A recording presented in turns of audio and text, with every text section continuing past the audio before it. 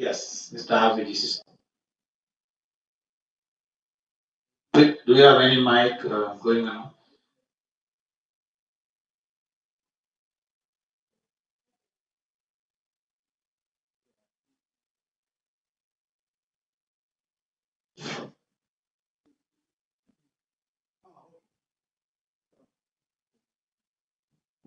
All right, thank you very much, Mr. Moderator.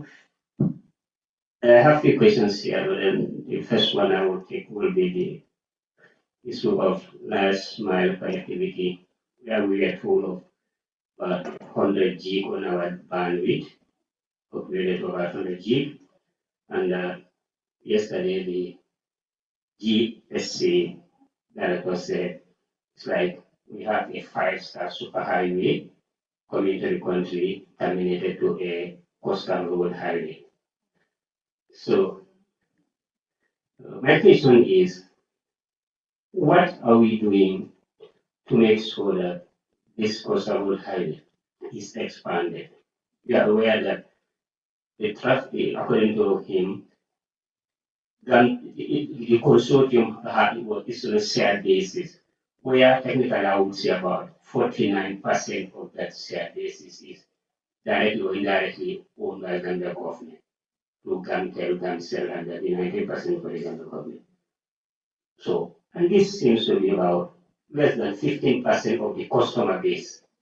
So the majority of the customer base seem to be limited on the other side, where a greater percentage of the bandwidth capacity managed by people who have lesser customer base. What can we do to make sure that this is liberalized, people have access? It doesn't have to be anymore because you are a shareholder or whatever. Your question I would want to put up is this, for example, I think maybe that could be for the IC, the MOICI or Cuba. This, okay, when you talk about your countries in South Korea, for example, South Pacific, for example, Taiwan, Korea, yeah, mainly the economic power is not agriculture, it's ICT. If we want to be like them, I believe we need to act like them, practice like them, behave like them, do as they do. What is our position in this transformation process? Thank you. Thank you very much. Your questions are noted. Maybe at this point we take other questions, then I'll allow my panelists to answer the questions, and each one of them will give a closing remarks after the questions are done. So, yes, another question there. Good afternoon. I'm Sophie Bob, and my question is being directed to Mr. Moderator, Mr. Lung, if that's okay. That's fine. Yeah, okay. Just a quick one on the status of the community networks that I've been hearing over the past years that was supposed to be facilitated or supervised by the Internet Society Gambia Chapter. So I just briefly want to know the status of it because I'm really interested in community networks. Thank you. Sorry, your question is noted. We have another question there. Yes. Njai, then you. Sorry, please just hold on. Thank you, Mr. Luke. Good afternoon. My question will go to GSA Director, Mr. Javi. There was a time I would break down, like plan how the internet access, and I think it was the minister who said there was a cut somewhere in cable, and then we are having no internet, no backup. So, is there any possible, or what is GSA doing to have our own, or to have a backup that such will not happen, or if it happens, we can have something to depend on? Thank you. Okay, thank you very much. Another question there. Good afternoon, everyone. I am Sena Mubab. I am directing my question to Mr. Sao. He made mention of for example, the cellular community who have latest mobile phones but can gain access into the internet. My question is, at Pura, do you have any plans in place to collaborate with other stakeholders to enhance digital literacy, especially to those living in the rural areas? Thank you. Thank you very much. We answered the question. Okay. All right, we have other questions. Please just hold on to them. We will just take Mrs. Glenn to give us an update regarding the questions we asked. Glenn, can you hear us? Yes, I can. Yes, I can hear you. Can you hear me? It's very loud, so we just want to get so please bear with us maybe 30 seconds. I can hear you loud and clear. I don't know if you can hear me. We can hear you loud and clear. Excellent. Just too loud, so we're trying to get the noise down a little bit. Welcome once again, and thank you for being patient with us while we were trying to sort out some of the technical issues we ran into. To continue the session, there was a question that was asked regarding skills and content development. Are you ready to give an answer? Yes, I was just trying to put my video on. Yes, so what ITAG has done with regards to skills development and continues to do is to work with our existing member companies that are very, very active in the digital literacy space. Because what we realized in 2020, when we created the IT task force, which was headed by ITAG to support in the fight against COVID, is we realized that a lot of companies were struggling to come online, and not because they didn't not necessarily they didn't have access to the internet, but because they didn't really have the proper skill set to be able to use some of these digital tools on a day-to-day basis.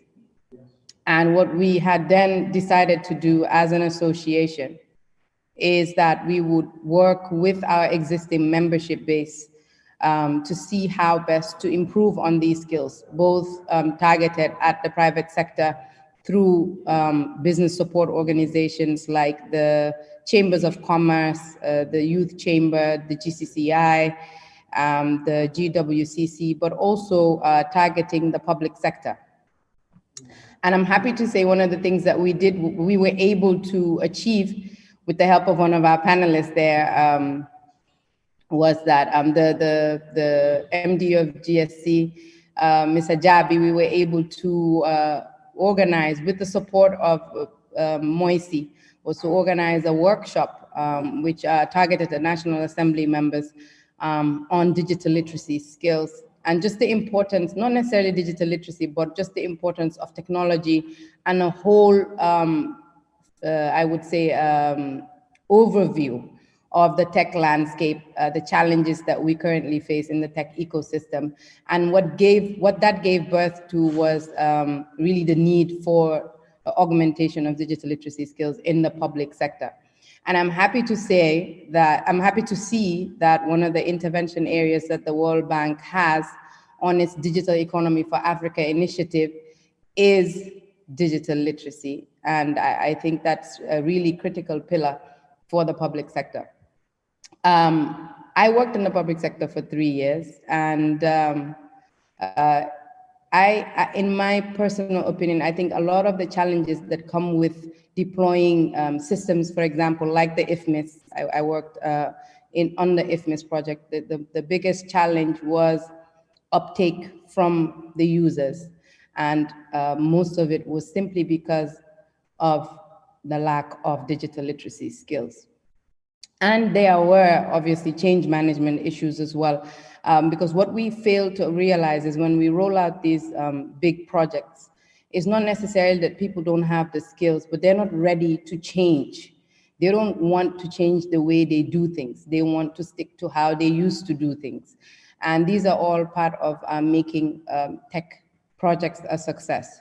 So in a nutshell, basically, ITAG is currently working. We currently have a project that's running with the Gambia Youth Chamber.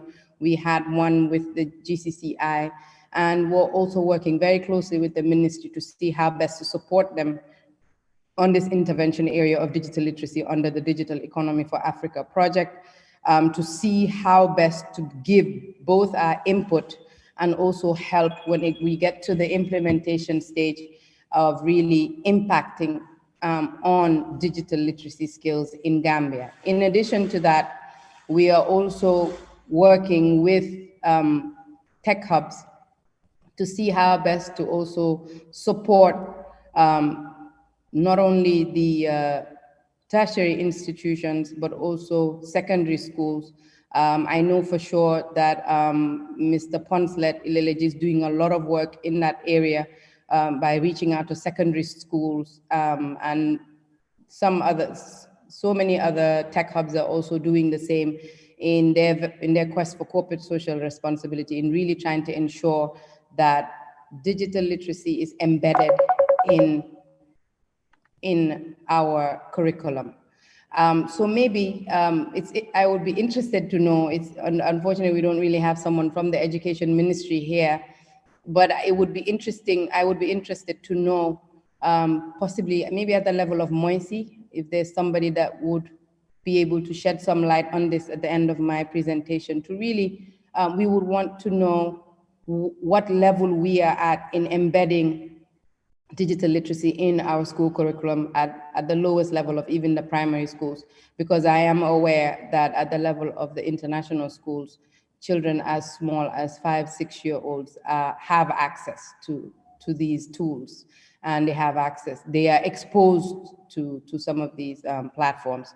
So really, I think that is something that's critical, it's important, and ITAG is here as an enabling body to really ensure that is something that we achieve both at the level of the public sector and the private sector. And one of the things we're closely working with the ministry is to ensure that this is embedded at the level of the Public Service Commission. So the same way you're required to have 5 credits, including maths and English, to be hired as a public servant, you would also be required to be certified and digitally literate to be hired as a public servant. And we believe that once this becomes something that's embedded in our systems, we would easily be able to roll out more projects at the public sector level, and also be able to eradicate, so to speak, change management issues when it comes to technology-enabled systems. So that's one thing that ITAG is doing, in addition to all the CSR that we're doing with the tech hubs. But for us, really, where our focus is really honing in on digital literacy, because we feel it's the foundation of everything. I mean, you can have access, you can have internet, but at the end of the day, if you're going to use it to just do WhatsApp and FaceTime, it really doesn't add much value to you as an individual and the community at large. So digital literacy is not Excel, Word, and PowerPoint. Digital literacy is being able to use these platforms to make your job, your life more efficient, more effective, more productive. And that's a whole host of things that you can do. Being on this platform right now, you need to be digitally literate to find your way, to be able to mute, unmute yourself, put on your camera. That's digital literacy. And I think just digital literacy in itself is something that people don't really truly understand at the holistic level. So that's what we're doing at the level of advocating for digital literacy, working with the policymakers to ensure that this becomes embedded in our laws at the level of both the public and the private sector. So you'll get to a point where even when high school graduates come out, they don't need to struggle at the level of university to be able to use a laptop. This is something that should be part of the curriculum. And that's where we are. Advocacy, training, working with the business support organizations to really ensure that this is embedded in our educational system. Thank you. Over.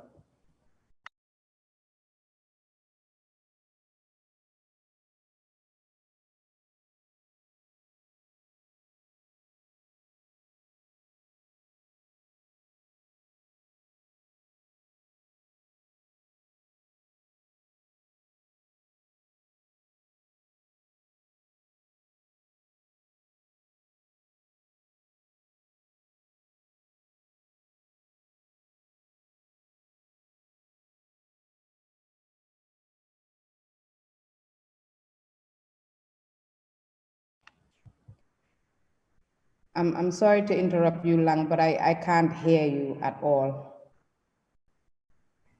It's completely mute. Sorry. Okay, can you hear us now? Yes, much better. Yes, Thank sorry you. about that. I was saying thank you very much for that good presentation regarding what we can do or what you're doing in terms of skills development as well as local content development. But your discussion structured more around digital literacy and the importance of digital literacy and some of the activities you are doing. You asked a question regarding what the Ministry of Basic and Secondary Education is doing regarding having an ICT curriculum that is in fusion to what we have already. I was saying there is Abdullah Njai here from the Ministry of Basic. Maybe he will be able to set light what they're doing in terms of having a policy right now. So I was saying at MOICI, at the level of MOICI, yes, we also recognize the impact of the importance of digital literacy.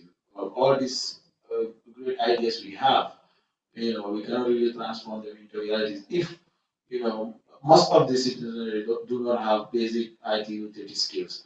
So we're coming up with a digital literacy policy that seeks to address this, as well as even you also mentioned about ICT certifications that are recognized, like working with bodies like ITAC to be able to certify. So there are a lot of things happening around there. My colleagues from MOICI are also here. We will later give them the floor if they want to chip in regarding that area. So we from this discussion we've already gathered that when for us to get the unconnected to connect, there are a host of issues that we need to look at. In terms of literacy, which is very important. Just dealt in by Vera also talked about the policy and regulation that needs to be in place, right? So the infrastructure, that is will be very good and liberal regulatory sector to push this agenda forward, and also spurring innovation and coming up with tools that can enhance the use of ICT. So it was a very interesting discussion, and there were some questions asked. So I would now want to go to the question and answer session. I think the first question was directed to Mr. Javi. If you have any question for Grant, please hold on to it. Maybe later you can ask before the end of this session. And also you keep note of the questions that they were asked. Mr. Javi, I think Hafiji asked a question. Next question was what we are doing to make the coastal road highway, to expand the coastal road highway in that scenario here. But, we have a 5-star highway coming, but when it gets to our delivery point, we're having a coastal road kind of highway. So what are we doing to expand that? And that is the question for you. Yeah.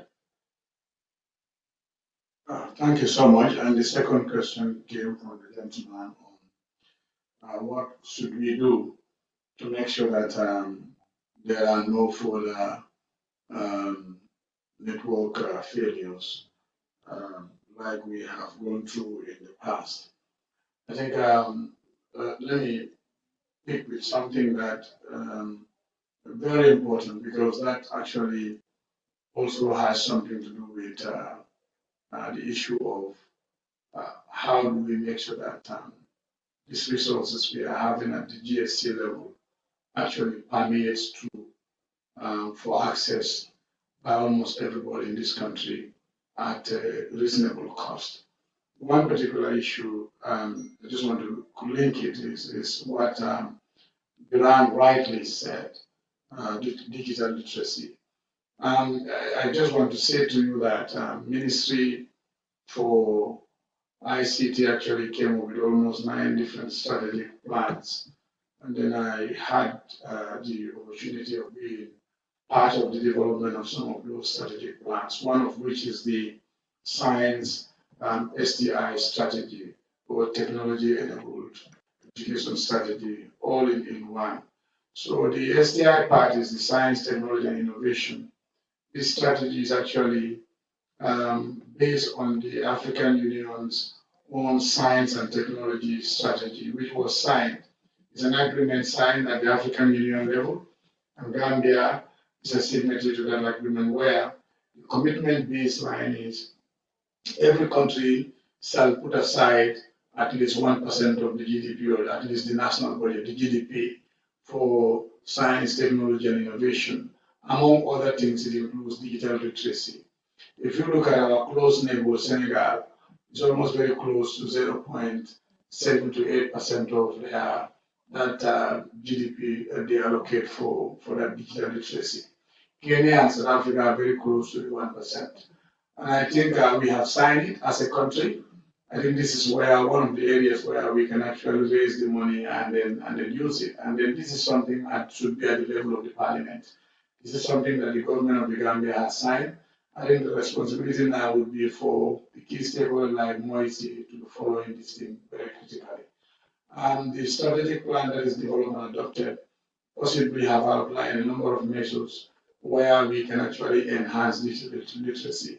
Very closely related to that plan is another strategic plan, which is called the Women and Youth Empowerment Strategy within the focus areas of ICT.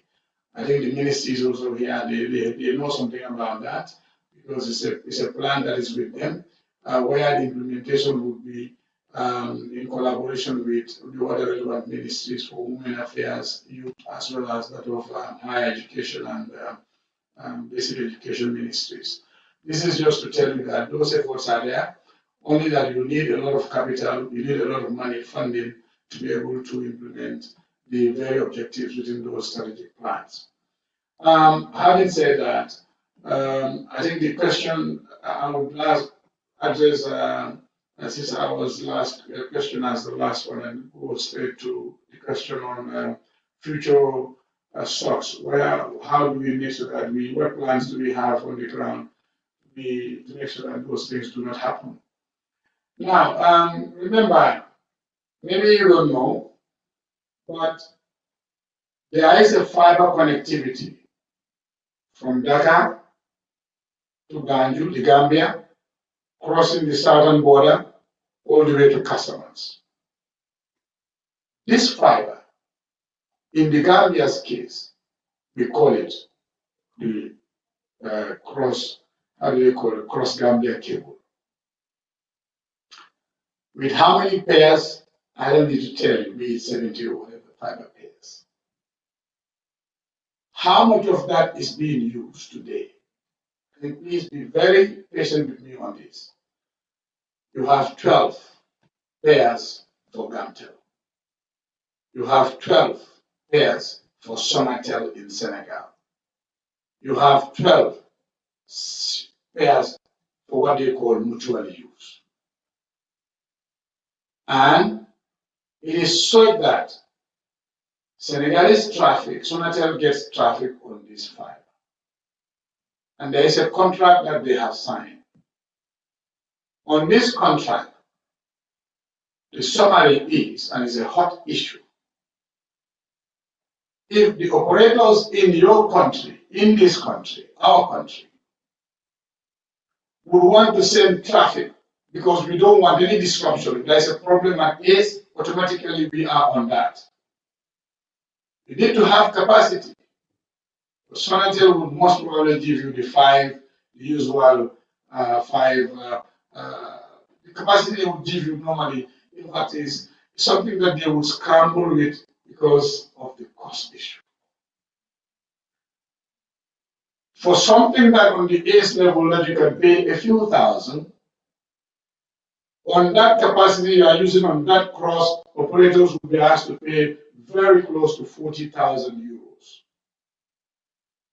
for a given short period of time, let's say a month. Very expensive. But please forget about the expense. The critical issue here is you build this fiber. If I want to go out of the Gambia and I want to be on that fiber link all the way to Dhaka, on what? To be connected at another ACE point in Dhaka to the outside world, we pay. And if it is going out, it goes on lit fiber. It means you could be seen what you are sending as a country. If they are sending traffic to southern Senegal on the same fiber, the reverse is not the case. In fact, in most cases, it's on that fiber. You won't know what is there. It crosses our country. From the border at Karam, the best practice is when the traffic is coming into another country, you have a drop there, somebody picks you. Another carrier picks the traffic all the way to the other border, drops you there, your carrier pick you to the rest of your country. That's not the case. What is the case? It comes straight to Karam, crosses straight on the same cable, goes straight to CDT in southern Senegal. Free passage, at almost zero cost. And this network is built by both of them. It is not financed wholly by one party. Both of them jointly built it. There is a problem with that agreement. And we are addressing that as one of the things. Today, Gamtel has, in a very good way, started a project at Cape Ayub, where they are taking fiber to Cape Ayub so that all the operators in Senegal can come and get connected. We believe that we can review this agreement because there we know they need. Remember, you think you need them because you want to go outside the Gambia to the other part of the world. No, they need you more. Because they need connectivity on this cable to make sure that their traffic requirements in southern Senegal are adequately addressed. If you do your own equation properly, you should know how to do that. So we are addressing that so that tomorrow, if there is a fiber cut on the ACE cable, we should be able to move the traffic on the Cape Ayub link, and thanks to Pura, they were there in making assessments for that possibility. Our side of it, the Gambia side of it, is almost ready. But obviously, the commercial arrangement is the issue. Knowing that we have an issue with this cross-Gambia cable arrangement is just terrible. It's a bad deal. The good thing is the new administration in Gamtel, together with the ministry and the other private sector members, we are all coming together to cooperate, help address the issues for the benefit of Gamtel and also for every other player without having any negative impact on Gamtel and its operations. So we are doing that. I think the other issue that we are looking at is to look at the satellite options. What must we do? Because satellite, the prices have come down. They are coming down significantly. They want to compete these terrestrial or submarine cable service providers, network providers. So that is slightly coming down. The only problem would be the capacity you can have on that satellite. But remember, if you have satellite for such services, you don't need the earth station anymore. So at that level also, there are so many important arrangements. We believe that once these things are addressed, the risk of having that disconnection would be a past matter. But it requires commitment, dedication, and some serious funding, some financial resources. Now, coming to the issue of how do we make our coastal road another 5-star lane so that everybody gets access? I want you to be patient again with me to understand that before ECO1, there was a Gamtel fiber, SDH fiber, that runs from Banjul all the way to Basse, with some microwave links here and there. But of course, the lifespan of any fiber that you deploy, if you can use it for any period beyond 20 years, you need to start preparing yourself for another network. By the time it's 25 years, you really have to let go of that one or you do some upgrades. Now, in the case of Gamtel, when they are fiber, the network itself started having problems, road construction, disconnections here and there, it became weaker. This coincides with ECOWAS old initiative that they call the ECO1 network, that is ECOWAS wider area network, connecting the cities and the countries in the ECOWAS region. And that project came in for the Gambia as well for that connectivity. That led to the creation of the ECOWAS network. And remember, and this is very important, I want you to take note of this. A greater part of that network's deployment and everything is a grant. But when the network was built, it was built with some fusion with Gamtel's own network. You would be expecting some switching arrangements here and there. But if you have ECO1 at that time and then you imagine this is just a wide area network you want to build for the country, why don't you go for a whole complete network? All the requirements. But no, you only focus on the fiber, things that would link the fiber together, the switching and other things. You just put that into a Gamtel company's network. So it's mixed together. We still call it ECOWAS. Now, Gamtel, obviously, you understand, has also invested something as Gamtel's money in that ECOWAS. But comparatively, it is definitely not more than 30% of the cost that is put into ECOWAS, based on what they are showing us. Now, if you have that ECOWAS as a country, the best practice in other countries is if you are giving it to whoever to run that backbone, national backbone, you give it to them with terms and conditions so that fundamentally the open access regime is not missed out. To make sure that people's access to it, because remember, it is also a big highway. But the thing is the management and the control, people's access to it, that's where the issue is. And I'm happy to say Pura came up with what we call, can we declare and outline a reference offer so that everybody is treated equally. But then a mere reference offer is not enough. But that's what Pura could do. We have to go beyond that to say to Gamtel, you must manage it this way. We think you can manage it this way.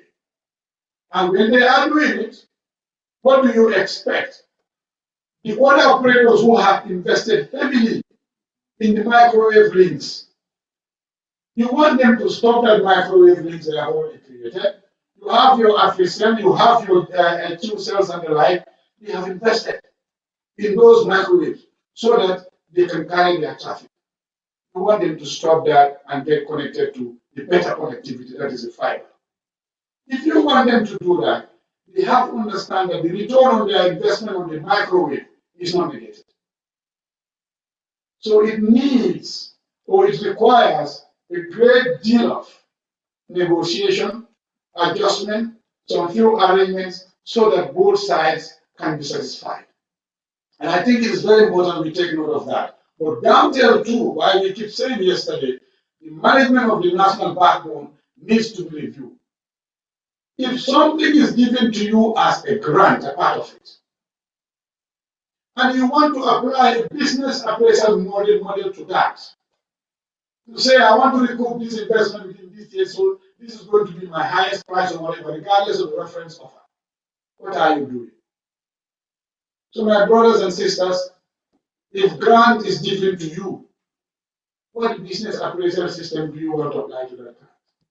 Why don't you open it up and everybody gets that access, and then the multiplier effect on the economy would be bigger and broader than that specific approach to the thing. I think it's very important you understand it. Lastly, how do we make sure that still we open it? I had the opportunity of visiting the University of the Gambia at least a year ago because they were complaining about internet access. And today, over the lunch, the gentleman was telling me about they do pay for internet. But then, really, they don't get the internet access. How can they do it? Remember, Pura rightly said here, and that's the case of the GSC, we are not today utilizing more than 30% of the entire capacity at ease for the entire country. Now, remember, ministry, the government owns 19% of that whole capacity. How much of that of the government is being used? It's very, very small. If the government is having that capacity, and you know that on the ECO one, it is a grant, partly grant. Other states are enjoying it. Senegal, Benin, all others are enjoying it. And this is a grant. You have the capacity on the aids, 19%. And then these universities need it, like you mentioned the case of Rwanda.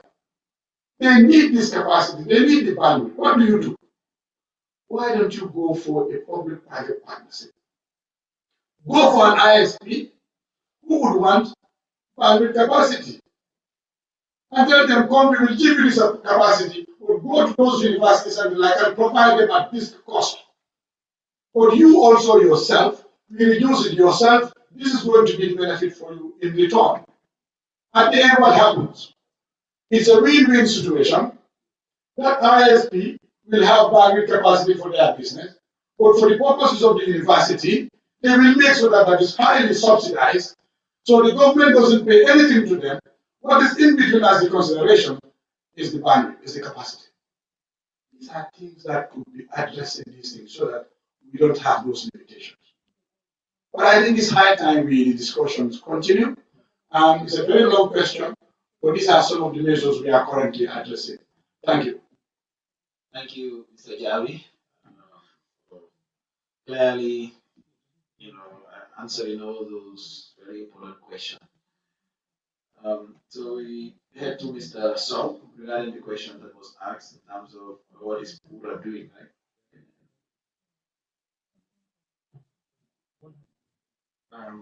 Thank you for that question.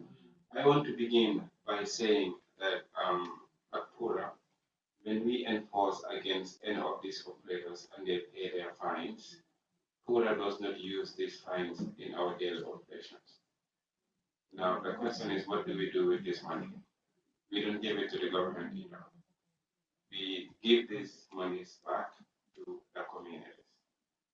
So we come up with projects and then spend these monies on these projects. Because it's not money that belongs to us or the government, but money that was collected from consumers and needs to go back to the consumers. So in terms of supporting digital literacy, amongst the projects we've done was to help build computer labs in some schools. I mean, we did everything, buy new computers and everything for some schools. We've also been collaborating with UTG in many instances in providing training for teachers, trainers. So we train the teachers to go and train others as well. We've been supporting them in doing that for many years. So these are some of the projects that we've been doing in terms of doing our quarter in supporting digital literacy. And to also add on to what Mr. Javi was saying, there is a regulatory component on the blackout as well, because the network without backup is no network. So what we try to do from our part as well is to make sure that all these operators henceforth must have a backup. If ACE goes down, they should have their own backup. And we know it's not easy to get to set up their own backup, but we are also, it's not our mandate to do that, but we are also trying to help them to facilitate getting some of these things. Because it involves bilateral. So we are also trying to support them to get that. And in terms of last mile connectivity, one of the key things we are trying to do is infrastructure sharing. Because that's key. We see towers everywhere, and then you will see an operator build a tower here. 2 meters, you see another tower. It's not necessary. They could share the same tower. But the issues of pricing on all of these things have been a challenge for most of the operators. We are trying to standardize that. Hopefully, before the end of the year, we will have the guiding principles. A framework is going to be established to help these operators to share the infrastructure that is already there. At least it would help in terms of rollout and also cut the cost on them as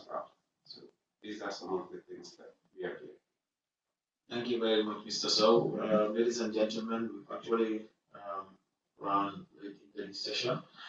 But before we close, before I give the panelists to give their closing remarks regarding the topic, I just want to talk about the community networks. I think a question raised by Safi and what is ISOC doing. I wish the president of ISOC was online to give you, to provide you the answer because he's actually the focal person when it comes to that. And at ISOC, one of the things that ISOC is doing is to provide community networks. We all know that they have done it in South Africa and among the countries.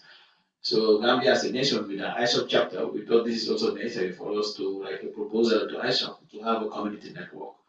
So this was done in consultation with the regional chapter, and a design was made where we want to have the lab and the community network regarding also the topology and all that. So it's approved. But at ISOC level, the projects are based on funding and availability of funds, and they're also on competitive base. So you submit, other countries submit. I think the whole community network project worth about $25,000 or so. So it's a competitive base, and we have sent this proposal. They acknowledge that they want to support this, but until now, we are not likely to get the funding yet. So we are making, we're pushing to make sure that we have this fund, and they promise that they will provide this when it's available, so that we can actually start doing this. Because one of the things that we can enjoy with community network is they will send in their own technical expertise to even come and train the people. I know they don't set up one. You should be able, they will transfer the knowledge that you can even go and set up multiple community networks around the country.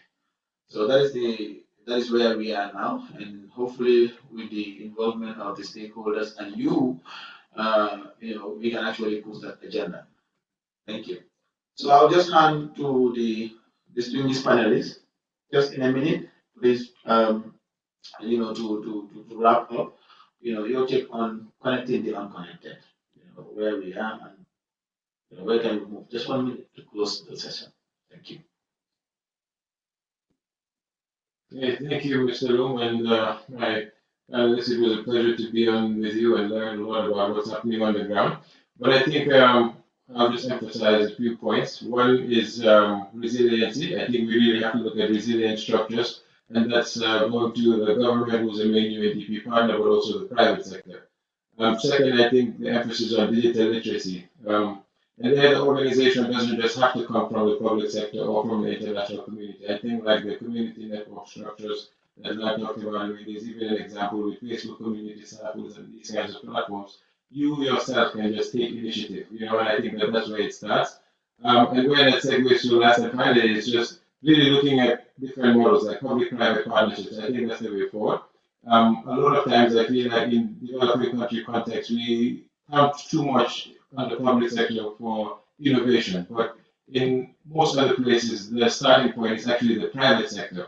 The government creates the enabling environment. So I think there's really a lot of power to public-private partnerships, and I think that even the thought process can come from you as an individual. So similar to my previous remarks, I think it really is the power is in your hands. I think you have a lot more power than you realize, but a lot of technical and complex things have been mentioned that might go beyond you, but just knowing what you want is enough to get started. No, it's not about how you do it, it's just knowing what you want. I want better internet connectivity, and trust me, that's a good enough starting point. So it's a pleasure to share about what the Accelerator Lab is doing, and we'll definitely be doing a lot more outreach in supporting the digital agenda and the digital inclusion agenda of this country. And again, thank you to the panelists as well. Thank you very much, Mr. Jan. Over to you, Mr. Jan. Thank you so much. I think in a summary form, they say, let's not underestimate our size being small. We can do it because, like your best Nigerian singer was saying, for Wizard saying, if you underestimate being small, it means you must not have actually spent the night with mosquitoes.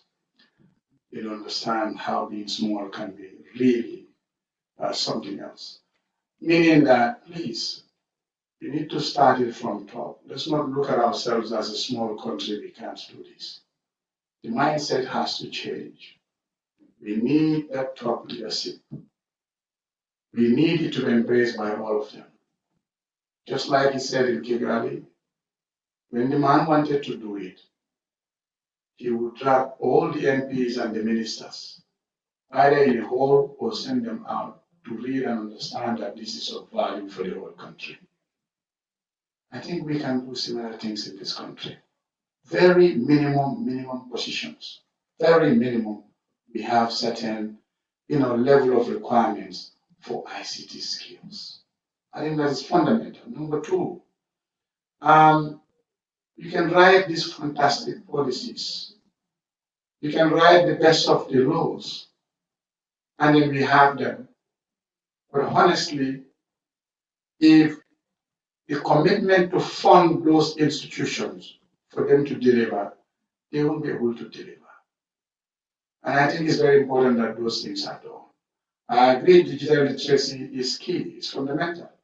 But somebody has to initiate that as a program. That person to do that should be enabled, given the capacity to do. And I think thirdly, what we also need to look at very carefully and very, very importantly is the coordination that we need in this country. People are doing things differently. Each ministry, you go there and ask them about an ICT thing.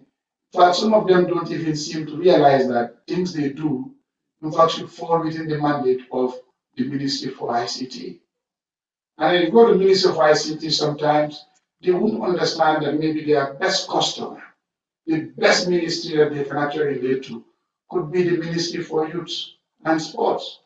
So we really need that serious coordination. Fourthly, which I think is also key, is those of us who are given responsibilities in different institutions, especially within the ICT sector. I think we should be honest to ourselves. We must deliver based on targets. If we can't deliver, let us not waste the time of this very nice country. But most of the times our projects, very expensive they may be, but the most expensive part of all those projects is the failure of ourselves as leaders. And I think we need to address that if we have to get the right things done for digital literacy and access and connectivity. Thank you. Thank you very much, Mr. Jami, and over to you, Mr. Saw. Thank you very much. I'll be very brief, because if I continue talking, I'll be repeating what my colleagues have said, but it's been a pleasure being here. Let's remember that we can do this together. It's been very evident that the ideas for change are there, and we can do it. But we can only do this if we can talk together, if we can communicate together and plan together. Once we're able to do that, we will be able to have very meaningful results that could have impact in our society. So I encourage us to talk more, communicate, and plan together, because it's also very evident that everyone has projects that are linked together, but it's only when we have forums like this that we know that A is initiating something that is linked to what I'm doing, or has already even done something that I'm already kickstarted. But if you talk from the onset and then plan together, we can get something meaningful. Thank you. Thank you very much, distinguished panelists. And Mrs. Brown is still online. Please, we can give you 1 minute to close connecting the unconnected.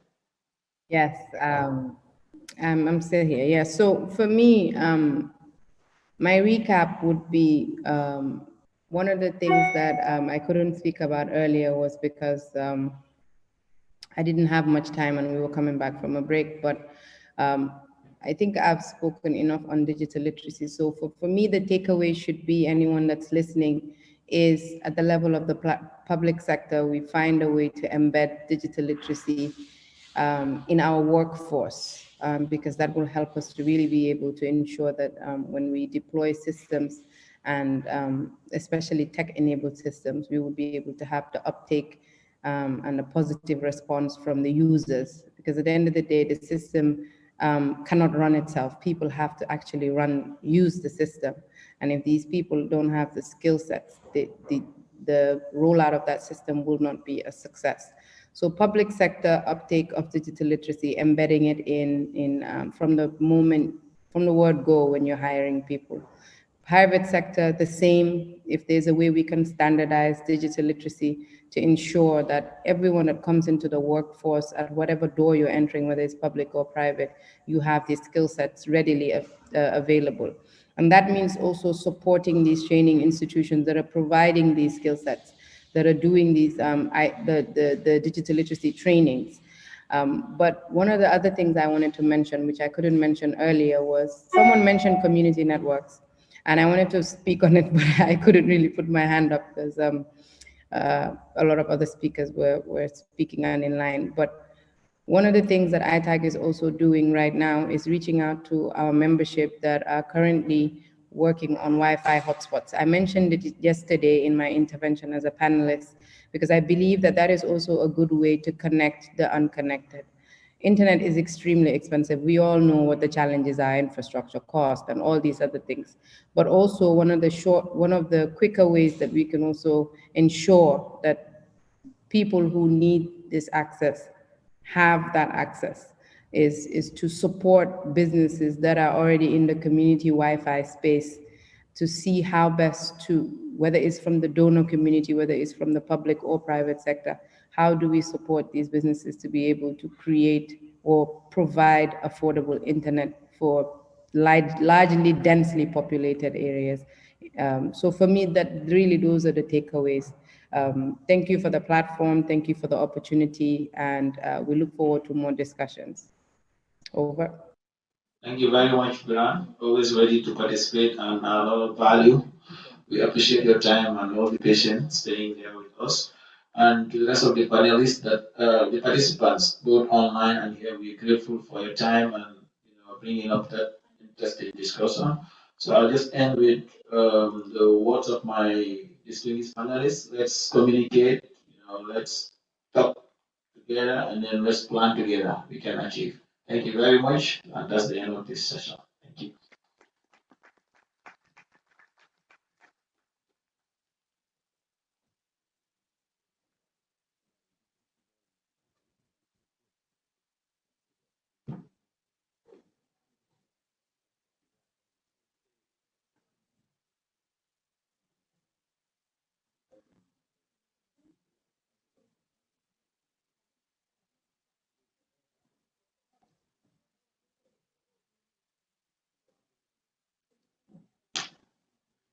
Thank you. Thank you very much. Thank you, audience. Thank you, all our speakers.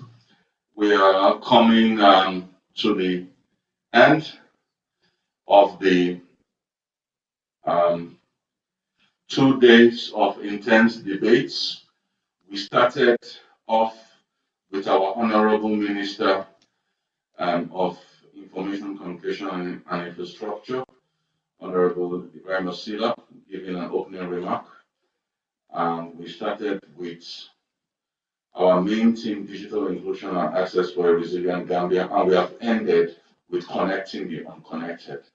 And I would take this point that Mr. Jabi, Lamin Jabi, of the CEO of the Gambian Submarine Cable said, if you can't deliver, don't waste the time of the country. We have to be very honest with ourselves. You look at yourself in the mirror. When you know you're supposed to act, you're supposed to do something in all sectors, do it. If you cannot deliver, don't do it. And build your capacity. We have to build our capacity, even being on time. I'll give you an example. The Internet Society of New York, working with ISOP Gambia, Joey has been running this live streaming for us since yesterday, and they have always been doing it. He's in New York. We are 5 hours ahead. So you can imagine the time he gets up. So when you see sometimes the frustrations of me and my colleagues down here, when we go offline, we know what it means, for someone in New York to get up, to just make our audience listen to us. So I want us to give out a shout out to Jolie and give him a round of applause. I also want to thank The UNDP, the United Nations Development Program, who through their accelerator lab have in the last 3 IGF supported us and continue to support us. It just shows their commitment to the Internet Governance Forum, as a whole.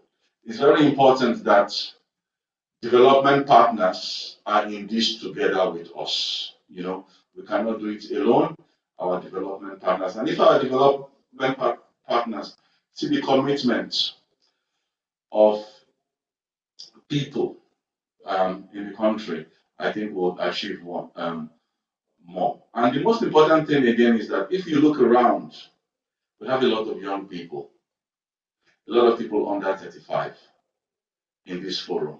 Some of them are already distinguished in what they are doing. It says a lot of the future of the Gambia. And most of those people, most of you are the future. Let nobody deceive you. When I look at myself, I'm 53 years old, I look at myself. I see my daughter here, she's a rapporteur. She has graduated from university doing all those things. And there are a lot of young people around like that. So it says a lot that you people are the one that will decide. You people are the one that will make the changes. And don't relent. Don't relent in whatever you do.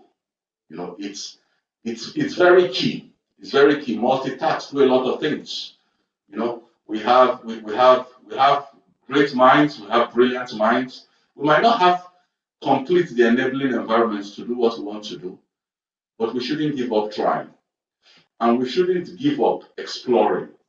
That is very key. One significant thing that I will note: a key stakeholder. When they were set up, a lot of people don't look at their work, but they are key. The National Human Rights Commission. Anybody today can walk to the National Human Rights Commission and lay a complaint if his rights have been violated. Digital rights are those human rights and legal rights. So digital rights are rights. So when I see 2 representatives from the National Human Rights Commission here today, it says a lot how the Commission values internet governance. So I want to give out a shout out to all the staff of the National Human Rights Commission. There are 2 participants here for being very engaging. So Mr. Sissoko, very engaging. And let us recognize that they are here for us. Please give them a shout out.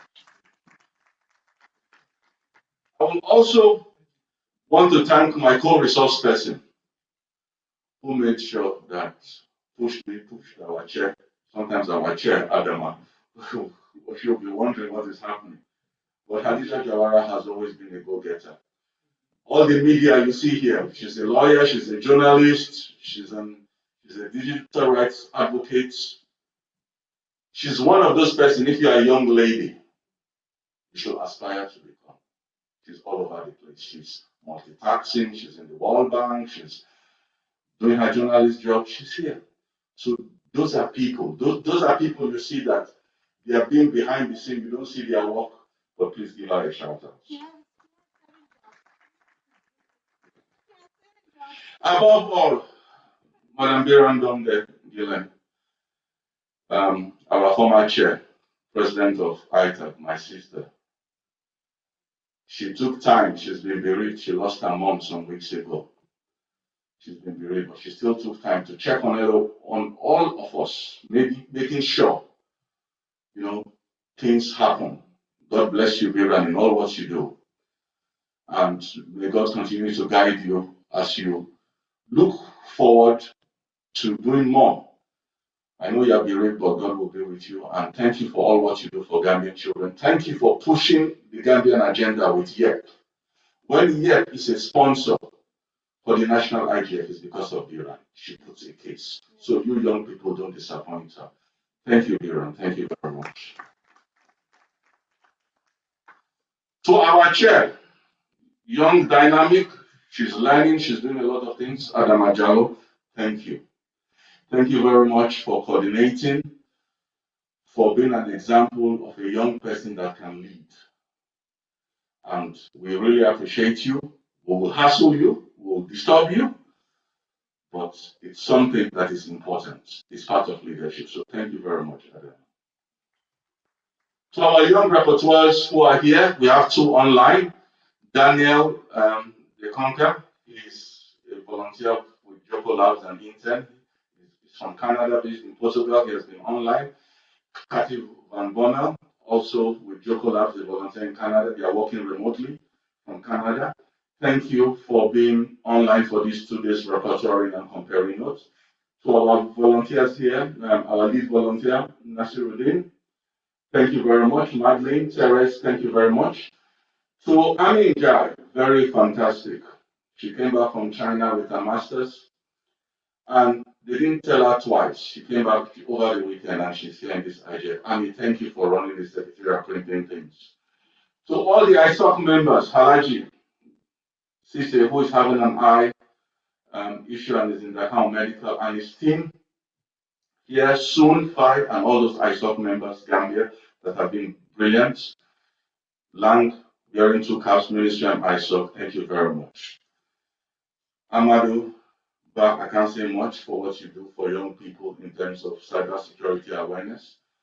Young people count on you to protect, not only to protect their rights online through data protection and privacy. Our politicians count on you. We're in a political season. All of them are getting exposed on WhatsApp. Please continue protecting them in all you do, and continue guiding the Gambian police force. We had someone from the Gambian police force yesterday. I don't know if he's here today. Is he here today? Yes, my brother Yunus Abba from World Food Program, one of the founding members of ITAC. He was here for these 2 days. When you say people, they come in on assuming people don't know. If you want to talk of, he was one of those first people that studied in China, computer science. If you want to talk of people you should learn from, it's Yunus, very unassuming. Yunus, please stand up, let people recognize you. Please give me a shout out. So those are people you should please contact, because sometimes we don't know the talent we have in this country. We don't know the talent. Some of us, we sit in our own corner, but there's no Yaya Jammers. All of you that are very talented, show up. Please, no more hiding. So as I'm waiting for my, yes, no, it's okay.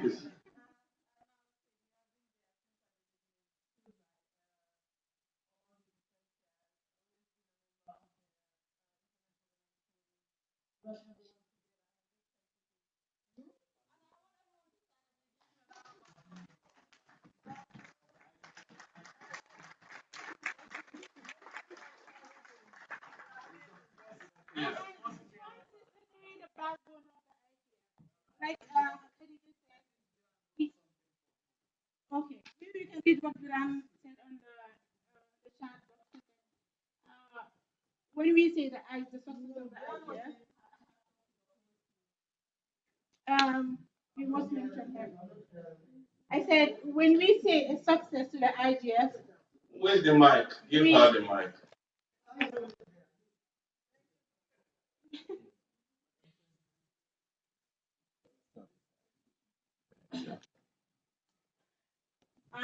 We cannot conclude the IGF.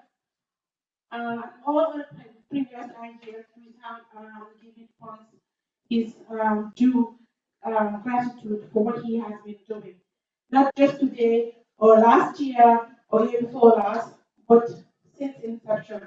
He has been the first chair to the National IGF when it started in 2010. And until date, funds has been the backbone of the Gambia National IGF. He keeps pushing regardless how busy he is, regardless how many things he has to do or how many engagement he has. You knock on his door, he is there. He is pushing. He is bringing it. And he initiates the TORs for the teams and the sub teams with the support of Khadija. So we cannot say thank you enough to Pons and Khadija for their dedication to make sure that we, the young people, learn from his steps. He is open to support and he is open to teaching us coming up.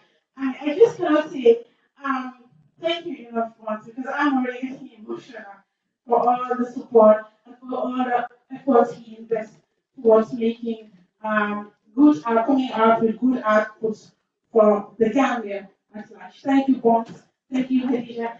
Thank you, Brian. Thank you all the stakeholders that have joined hands to make the IGF a success. ISOC, MOICI, I can't even name all the partners, those that support to UNDP also, who've been very instrumental with their technical expertise and funding. So thank you. Yeah. The last, yeah, thank you very much, Madam Chair. Thank you. The last honors I will give to, before Nasruddin will come up to be communicated, is to the Ministry of Information, Communication and Infrastructure. From Amadou Yang, the Director of ICT, to his able staff team, Sanusi Lang, the Deputy Director, who has been here for the last 2 days, so we close this session. We thank the ministry. The minister has been fantastic. If you want to say a minister in Gambia that is working, I have no doubts I will mention Ibrahim Asila. He's been fantastic. He was the keynote speaker for the West African Internet Governance Forum that took place in July. He was here on time. He waited for us for over an hour yesterday for us to open. We had other meetings, but he stayed. And that is because he has his director of ICT, he has his team, Sanusi Lang, and all his team behind. They brief him of what is happening. Because if you brief your minister what is happening, they know the importance of the issues. And they are committed to being at Poland for the next global internet governance forum. In fact, a session that I'm going to be doing on digital inclusion, Amadou Yang will be rapporteuring that session in Poland. So the ministry, our ministry, we should thank them. We'll always be on their case because we have nowhere in terms of policy, in terms of everything. We have nowhere to go to but the ministry. And our regulatory authority, thank you. And Mr. Jabi, thank you for being very inspirational, and all our fantastic panelists online and offline. So Nasruddin, over to you now. Thank you. Just wait for our lead rapporteur to come over to the stage, and then we go through the communique, and we get a consensus. We plan to leave here at 5, and that is what we told the Sadauda and Jawara Caraba Conference Center people, and they have been very amazing, even though we have had hiccups because of electricity. It's not in their control. The food has been excellent, so we should thank them too. So that's really, you can sit here so that you'll be at the center.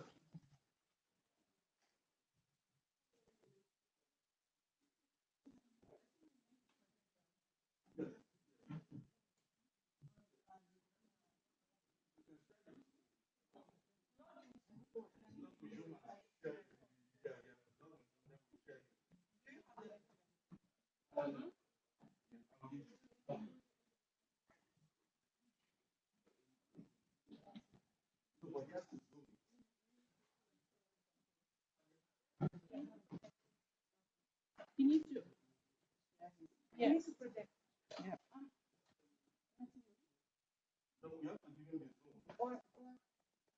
You have to send him the Zoom link. So that he's sharing from his screen. No, we have to maintain his comment. Yes, yes.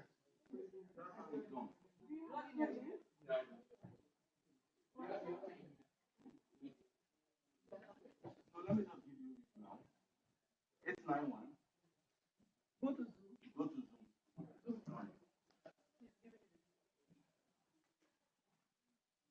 Open it up your browser.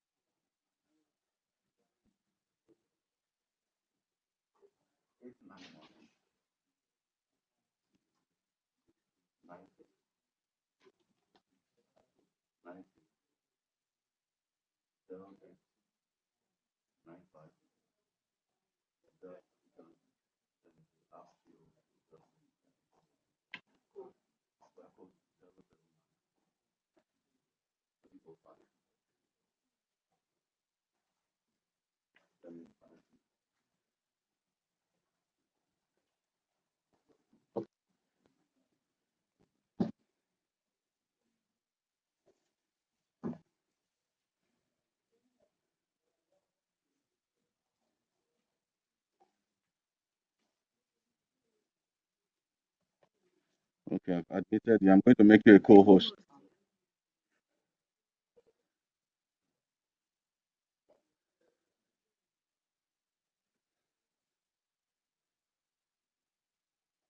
Okay.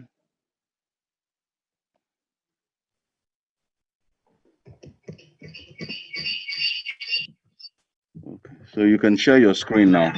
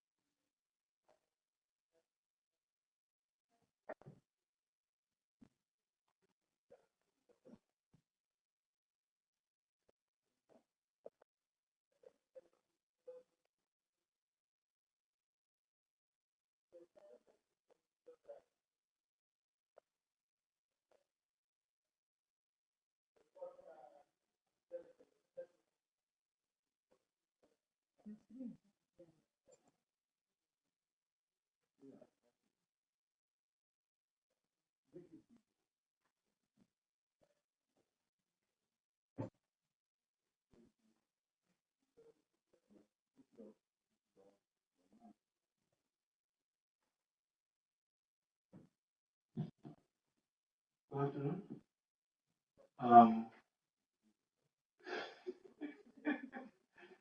I am Nasiruddin, the rapporteur for this very, the lead rapporteur for this occasion.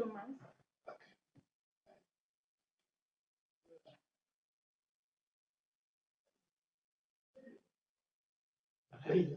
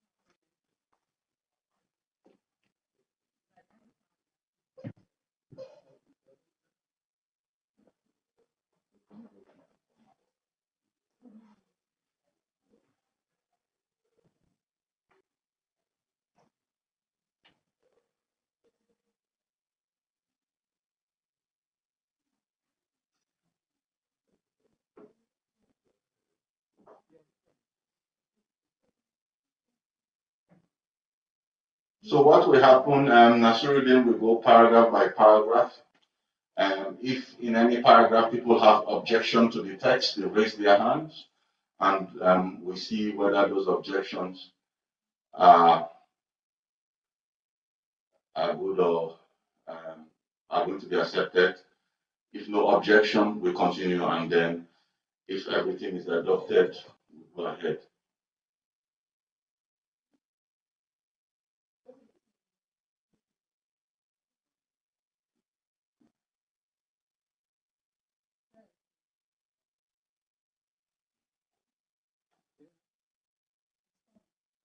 Okay, go ahead.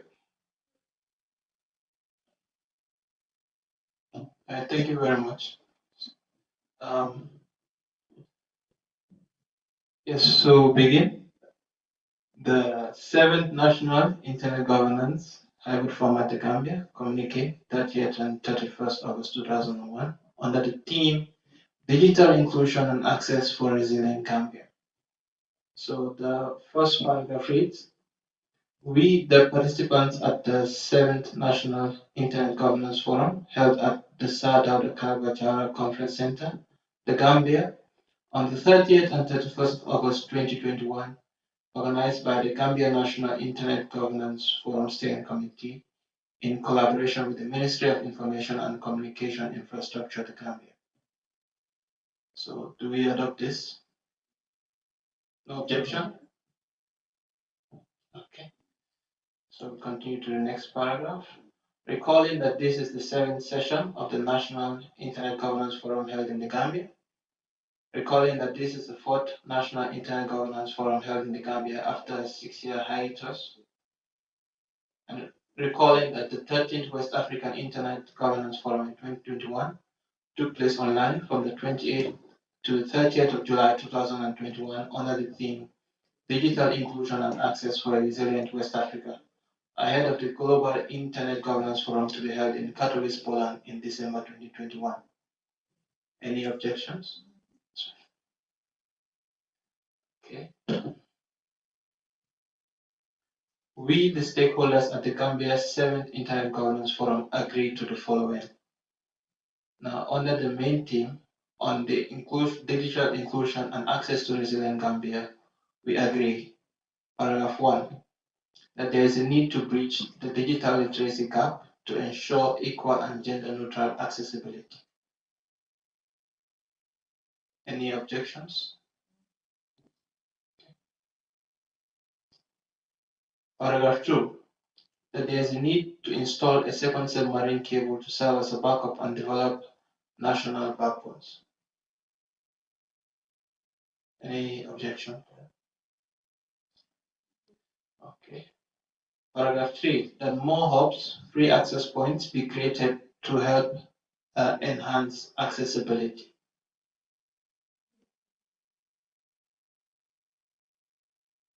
Okay.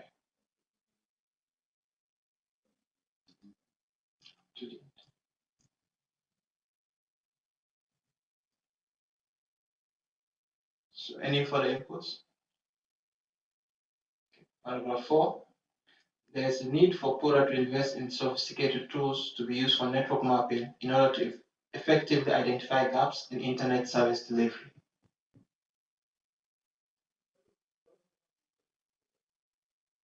Pardon? that was the exact terminology used by the PORA. I forgot his position actually, but that was the exact term used. Nicolas Jati, yes, exactly.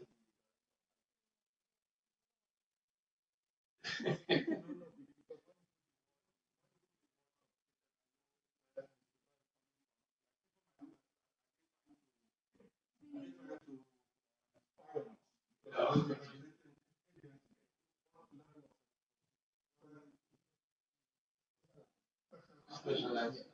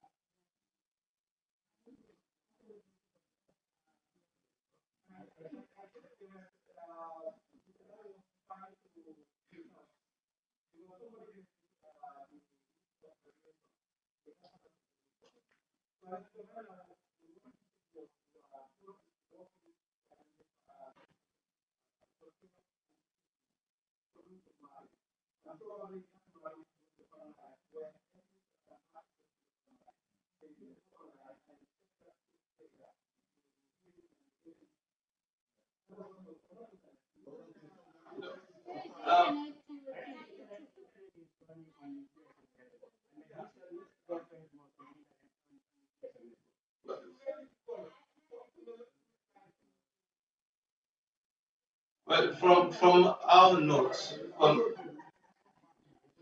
the rapporteur's notes, he actually made this submission before the question was asked, and then he replied to that question. That was a separate question. So he made this submission first before that question was asked. Okay.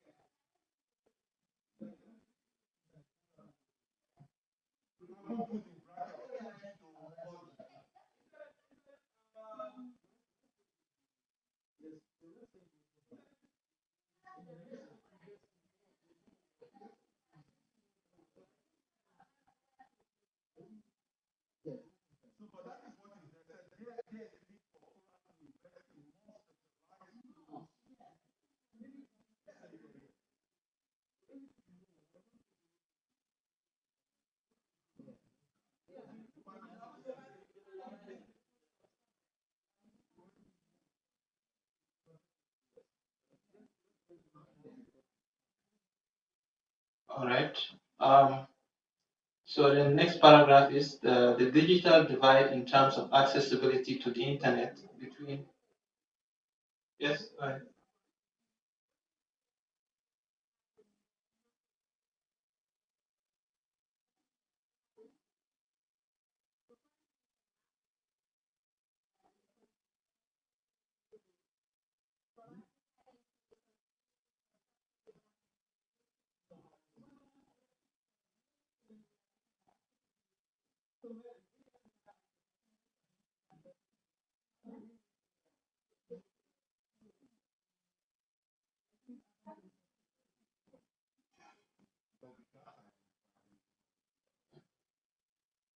The fifth point states the digital divide in terms of accessibility to the internet between rural and urban areas must be bridged.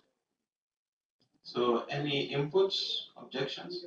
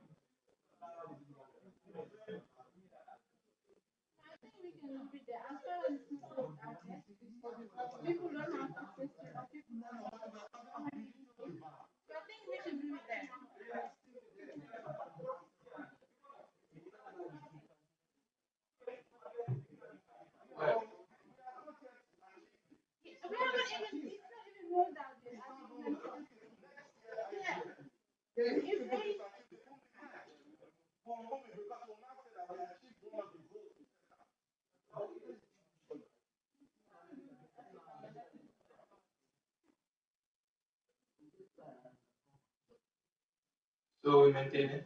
Yes, let's do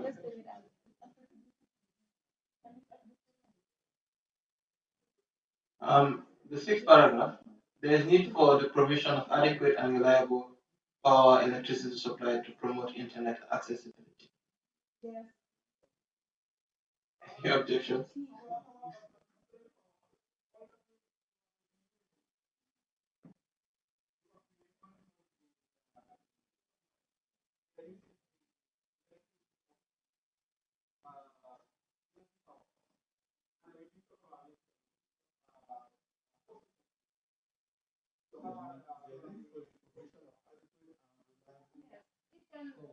It covers it.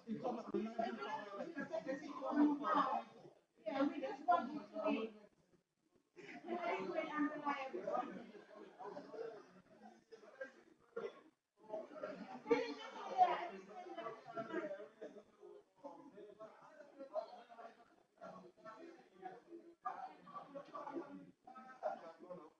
Yeah.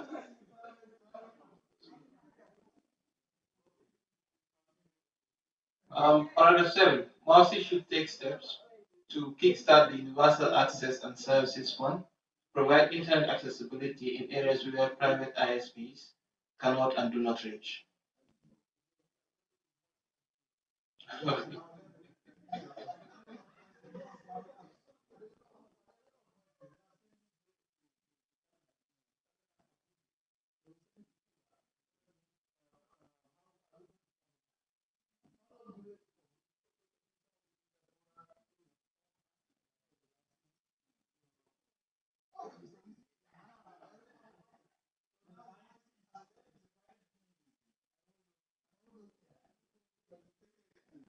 All right. A national digital literacy policy is needed to develop digital skills among stakeholders and users of the internet.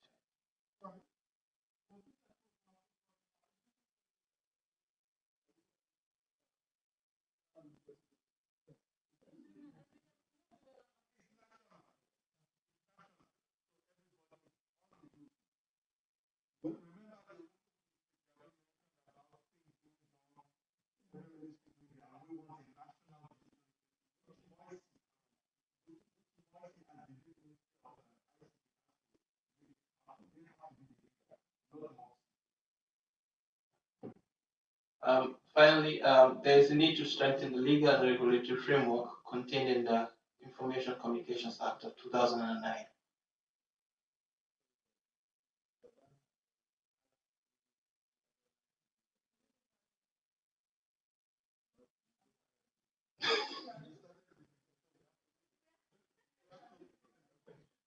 Okay. So we move to our first sub-theme on improving accessibility and cost of the internet. We agree, paragraph 1, that there is need for government to engage and collaborate with professionals in the private sector in order to achieve accessibility and affordability. Any objections to that? Okay, paragraph 2. In terms of accessibility and affordability, solutions may lie in mobile hotspots, which can be scaled to provide internet services to a greater proportion of people at cheaper cost. Any objections to that? Sorry. Paragraph 3. So there is a need for a national broadband policy and an ICT development policy. Okay. Okay. Okay. Okay.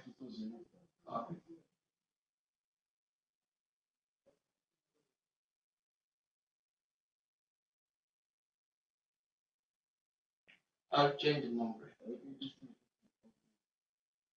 Pardon? Okay. That there is a need to review and revise taxes placed on service providers to ensure affordability. Any objections? Okay. Paragraph, it's 4. It's not automatic. I'll change it later. Fiber network connection should be made available in every part of the country.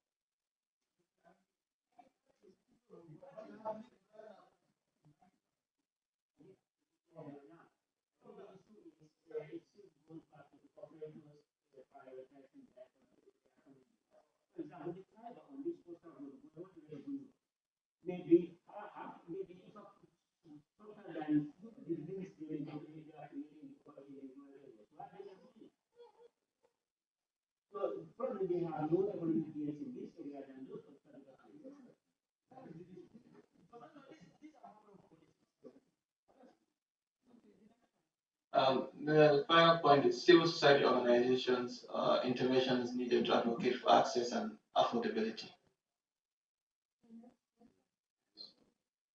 So, on the next sub-team, do we have any additional inputs, interventions on that sub-team?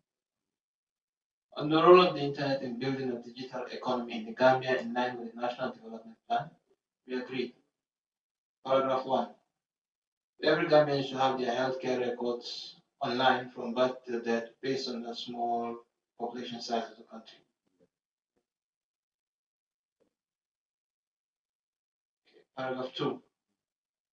There is a need to develop a national e-payment system to boost the potential growth in the country and develop a digital economy. Okay. Pardon? Payment gateways.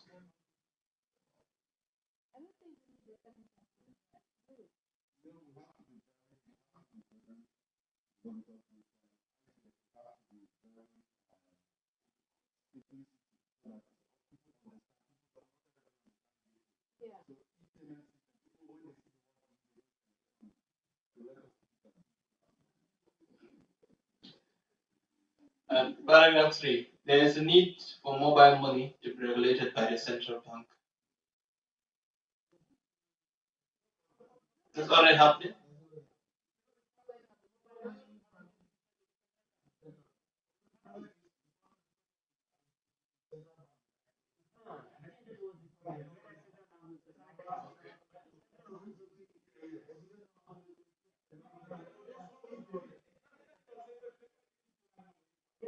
Okay.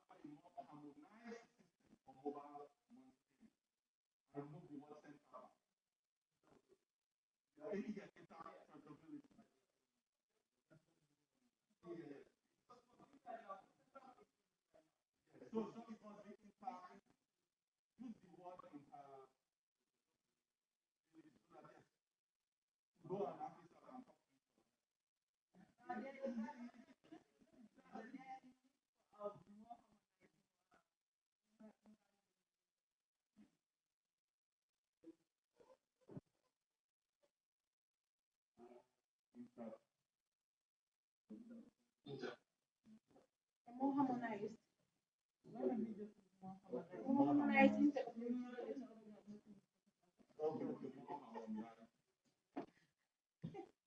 So we take out the interoperable.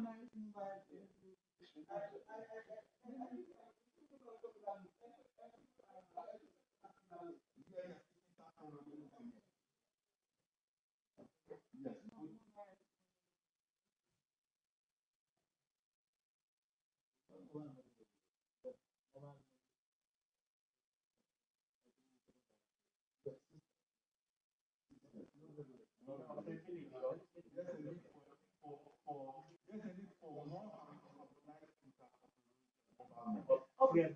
BILITY.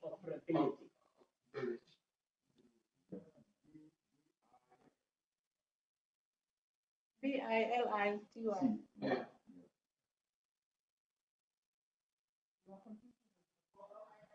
Go to interoperability.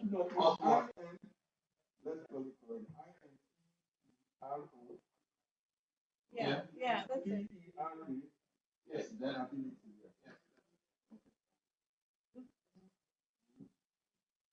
It's one word, so you don't need a hyphen between. Okay. Okay.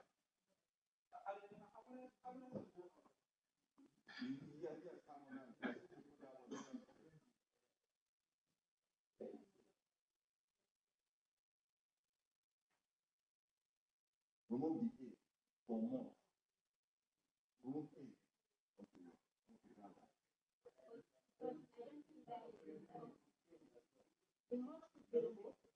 Yeah.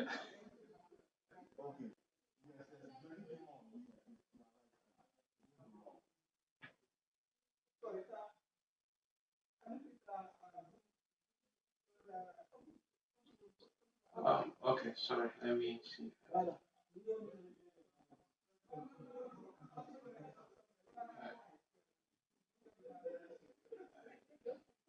This fine? Fine? What is that? Oh, yeah.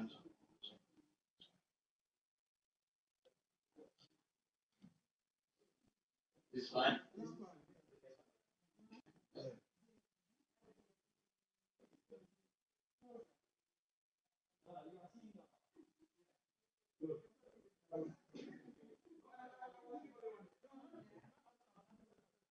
But the problem is,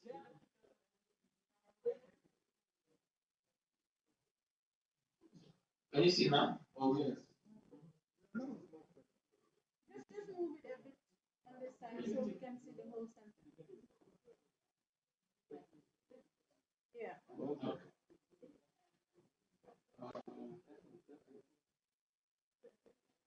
Well, the paragraph 3. I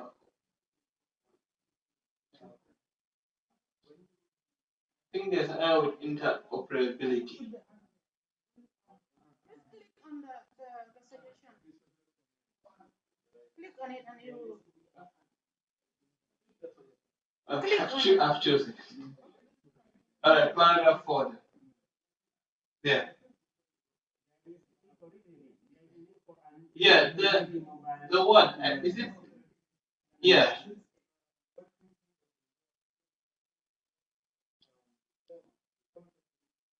It needs to be operable. That was what I suggested, but yeah.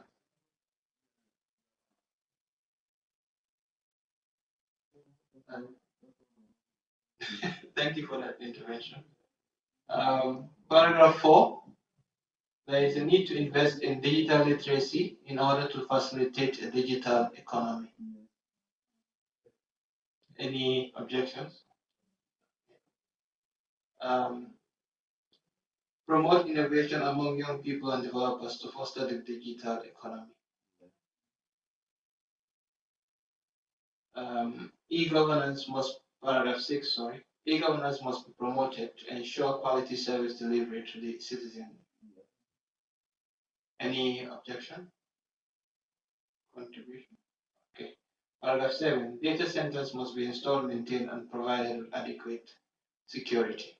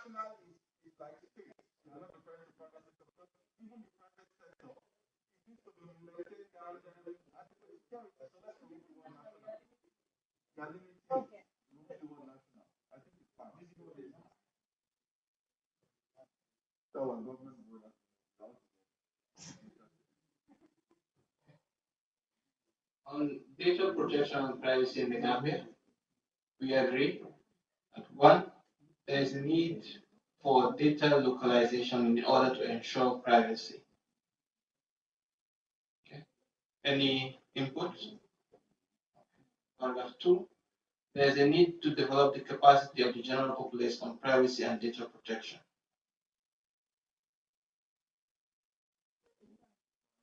Okay. Paragraph 3, that the ministry expedites the review of the cybersecurity bill to be sent to the National Assembly. Ministry of Justice.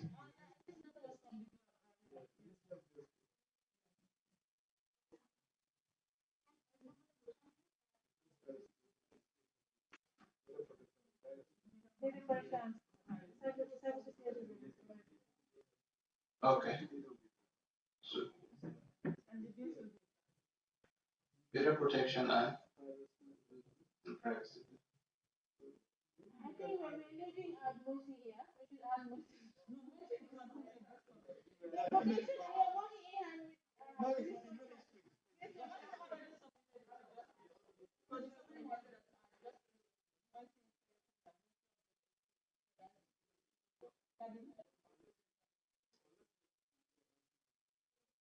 yes, we can't leave MOICI out of this. They are the custodian for now, and they should be the ones to follow. I didn't say that. You're the right hand. So, paragraph 3, how do we? It's fine.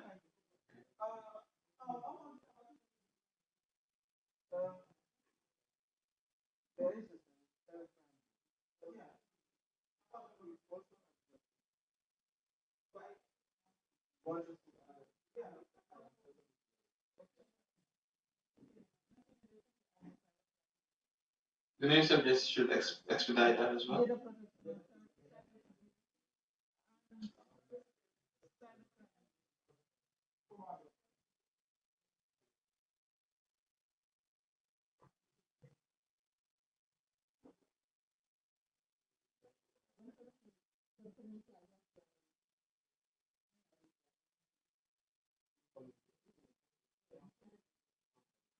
Okay, paragraph 4.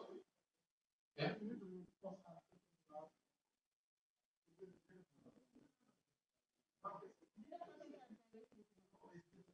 Yeah. Paragraph 4, there is a need for local content creation.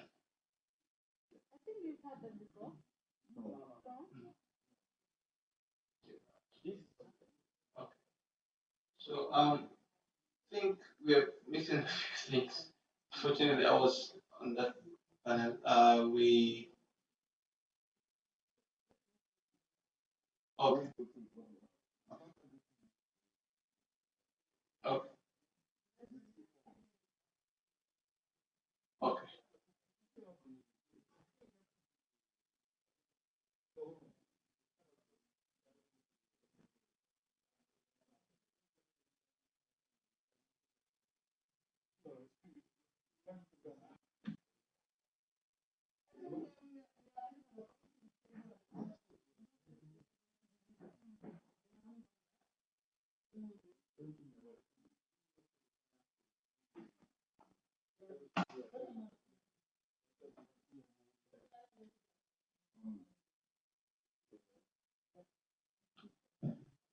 Okay. On the final sub team, connecting the unconnected, collaboration with community networks. We agree.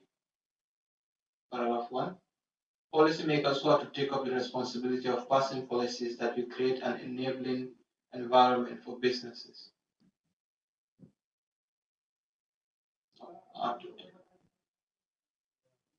Yeah, I think there's an error here.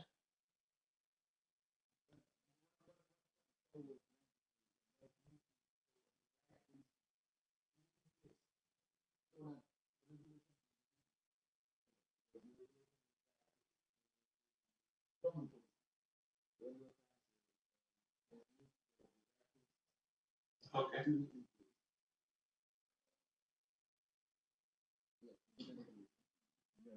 Okay. So,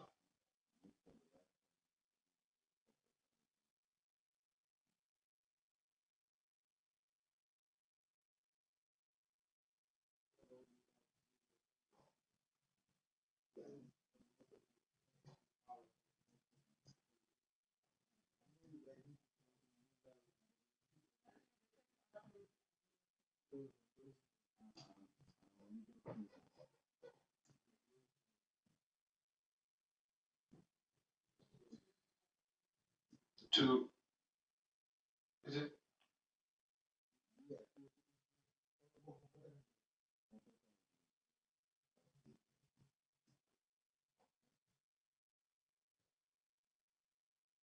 okay?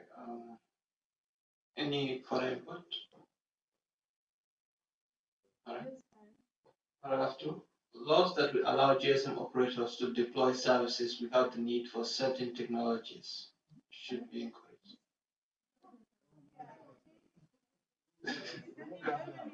Okay.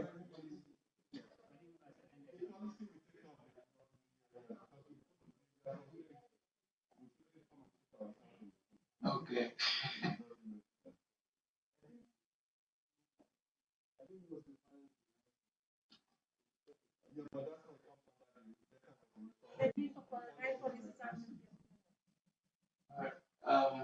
Paragraph 2.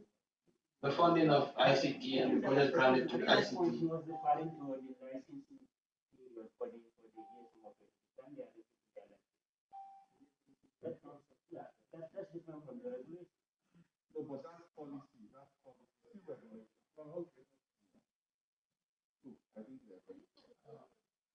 The funding of ICT and the budget granted to ICT to the ICT department should be bolstered and increased significantly to address the problems facing ICT development in the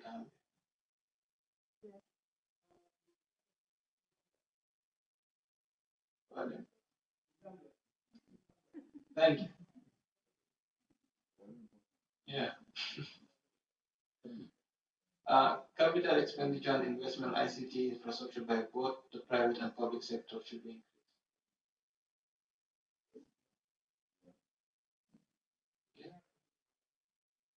Yeah, I had a question on that myself. Departments.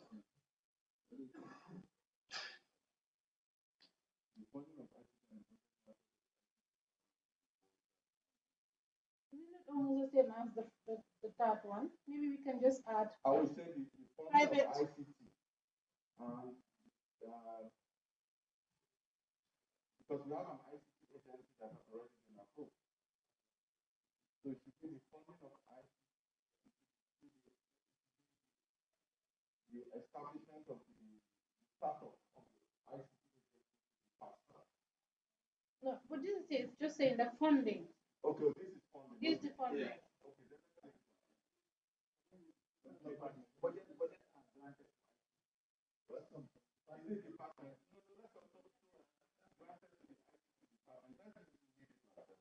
It's an increment to increase how much is invested.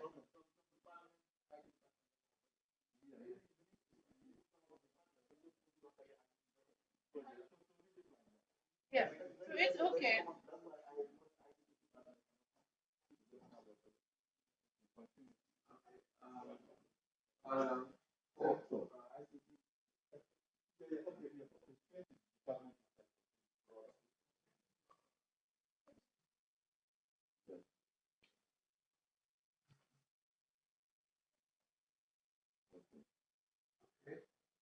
Paragraph 3, capital expenditure and investment on ICT infrastructure by both the private and public sector should be increased.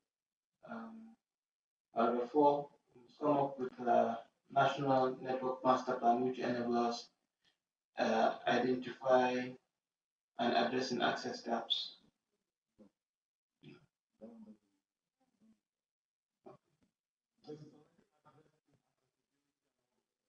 Okay. And there was a final one on mobile phones and in capture devices, cheaper devices. Yeah.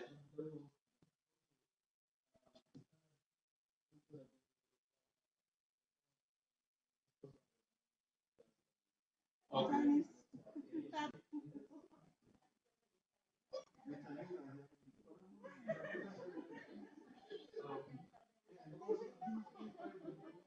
Okay. So do we leave it there or? Remove it.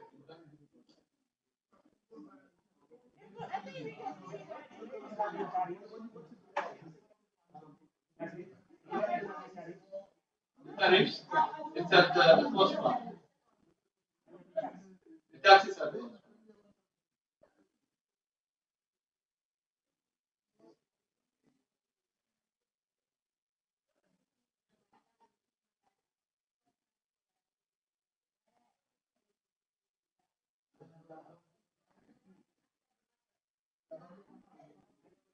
Okay.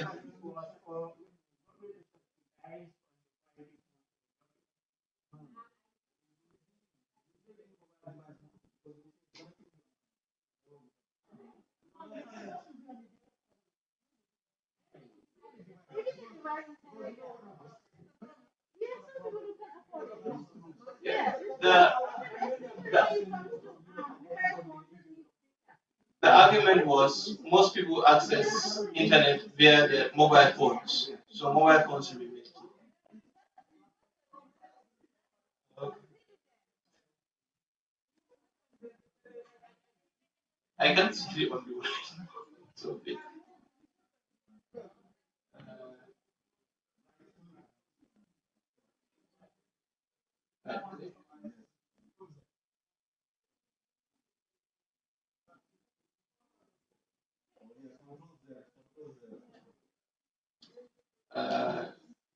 So I think we'll have to rephrase this. Affordable.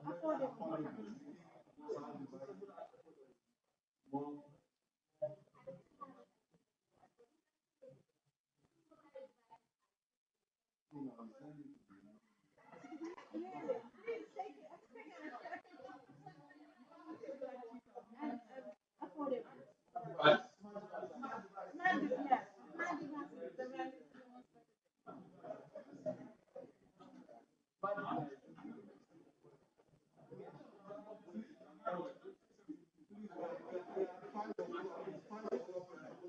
Affordable. Let's round up, please. Alright.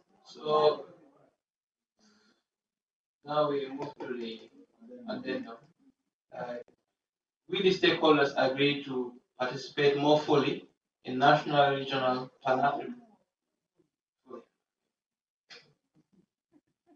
Thank you. Thank you.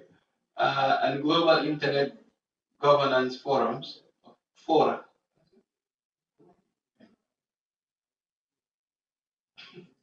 to make the Gambia's position clearer and known worldwide in regards to issues on internet governance. So any inputs, objections to this paragraph? Will the stakeholders agree to maintain the multi-stakeholder nature of the National Internet Governance Forum Steering Committee for subsequent National Internet Governance Fora, ensuring a hybrid format is maintained to ensure an inclusive audience?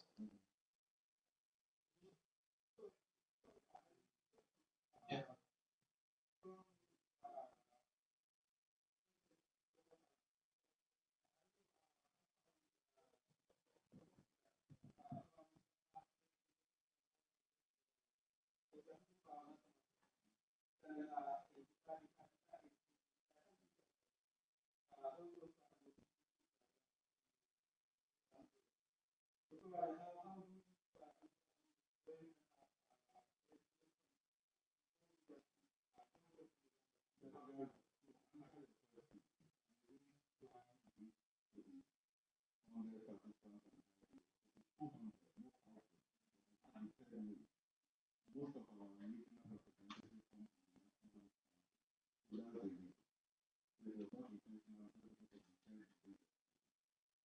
And also, because it's online, every other person should have access, because if you have internet, you should have access regardless of where you are.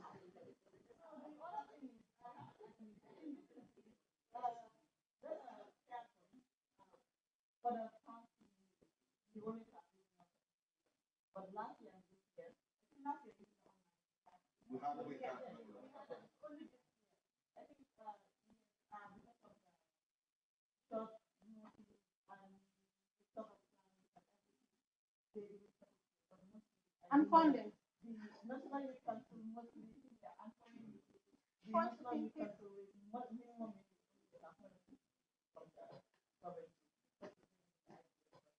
But that's something that should be noted for the next idea.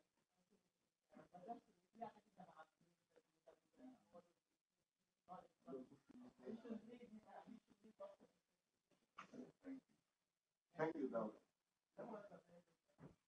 Well, during the discussion, we spoke about the implication of the mobile service providers. Yes, all these are stakeholders that it's not because of people, not that they were not sent invitations.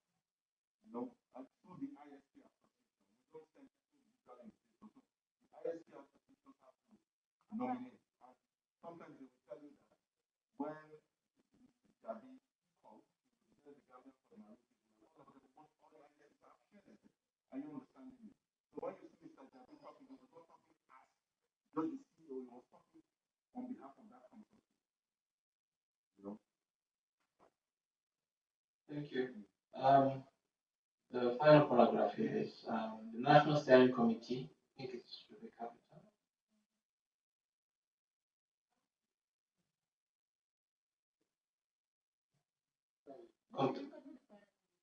Okay. Comprises of the following organizations and institutions: the Ministry of Information, Communication and Infrastructure, MOICI, Information Technology Association of the Gambia, Gambia Press Union, National Youth Council, GCCI. We'll do that.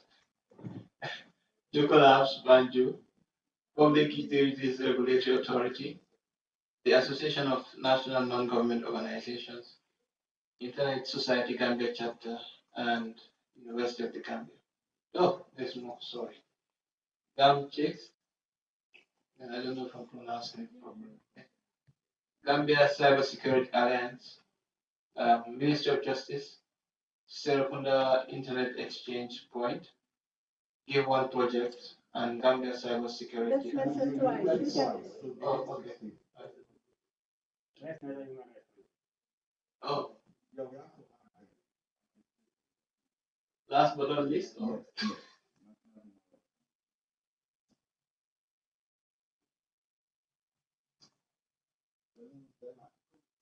yes. Okay. Yes. NHCR. Okay. The final one. Pardon? HCS. No, where you have thank you ministry. Oh, okay. The UNDP Geo collapse. Yeah. With that. Yeah. Geo collapse.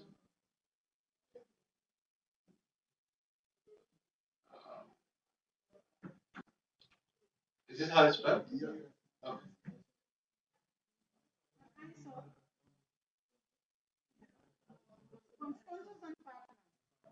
Okay. I see. Banjo, okay. Gambia.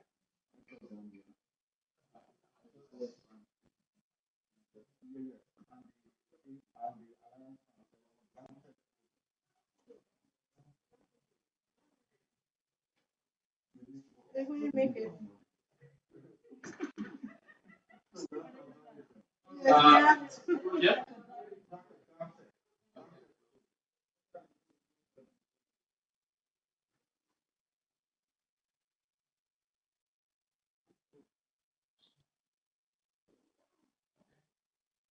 So,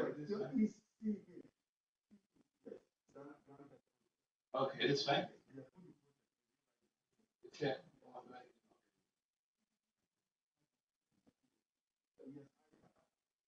ITA. You can put it right after Guys of Gambia or somewhere else.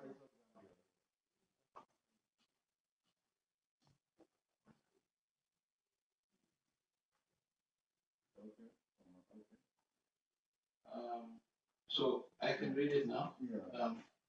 We thank the Ministry of Information and Communication Infrastructure, MOICI, UNDP, PURA, YEP, Joko Labs Banjo, ISO Gambia, ITA, Alliance Francaise, Camtech Project, and all stakeholders and participants for participating in this hybrid.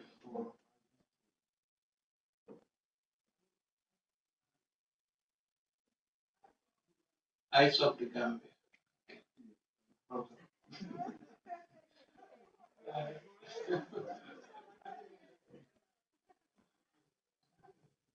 Okay.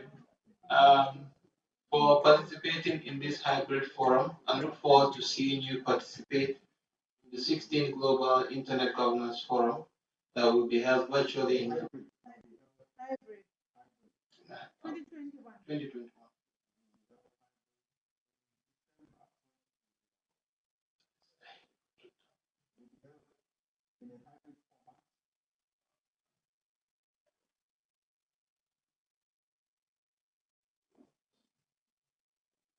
December 2021. Okay. Yeah, we did at the introduction.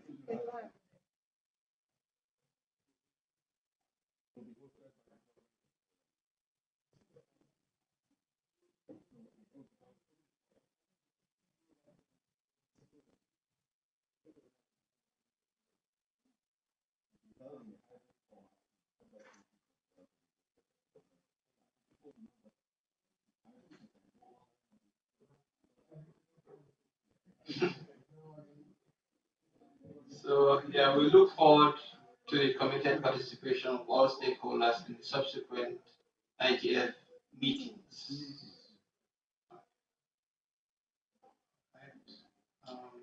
Yes, that's it.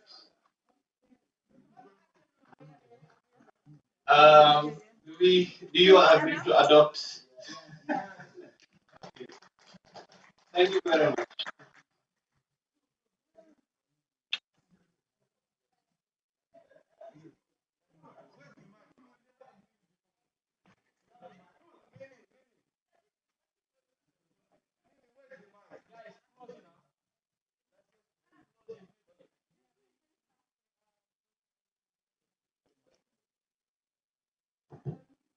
Okay, we have people still online.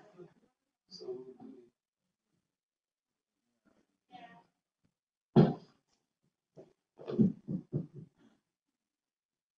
eh?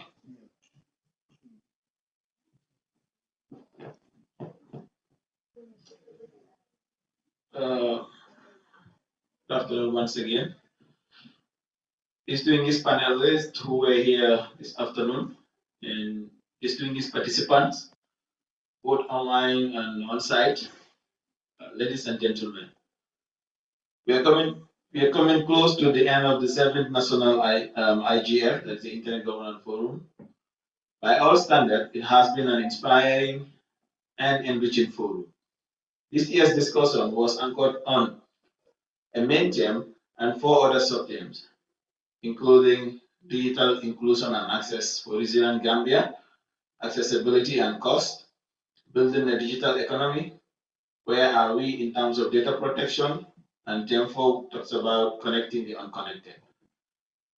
From the important insights and forward-thinking discussions deliberated on and behind the scenes, number of countless hours of hard work that was done to put this forum together demonstrate a clear commitment to an open, inclusive, safe, resilient, and affordable internet. These aspirations are vividly captured under MOICI's for ICT for the strategic policy statement embedded in the vision to improve the quality of life and enrich the social, economic, cultural well-being of the people of the Gambia by orienting the social economic development of the country towards the development, deployment, and exploitation of ICTs within the economy and society to accelerate the nation's development in emerging information and knowledge-driven technology age. I want to profoundly thank the IGF Organizing Committee for their outstanding leadership, vision, innovation in putting this forum together. Your tireless efforts have laid the solid ground for this successful IGF. I would be remiss if I failed to express on behalf of the Minister and the Director of ICT our profound gratitude to the Chairperson of the committee, Ms. Adama Jallo. Once your commitment, vision, leadership when it comes to IGF is recognized by both the ministry and the entire country. I am hopeful that you will continue to support the IGF in your future endeavors. The same goes to Isaka, Karijatu, and the rest of the team that supported this IGF. Distinguished ladies and gentlemen, the 7-year journey of the IGF has been a remarkable one. This is thanks to the broad multi-stakeholder participation and engagement. We take this opportunity to thank many donors for their financial contribution to the IGF, Alliance Francaise, UNDP through the Accelerator Lab, MOICI, ISOC Gambia Chapter, PURA, GAMTech, YEP, as well as the JOCO Lab. We count on your continued support. Your commitment to strengthen IGF will be crucial as we look forward to the next years. I also wish to thank all the remote participants whose engagement was really critical and added value to the discussion.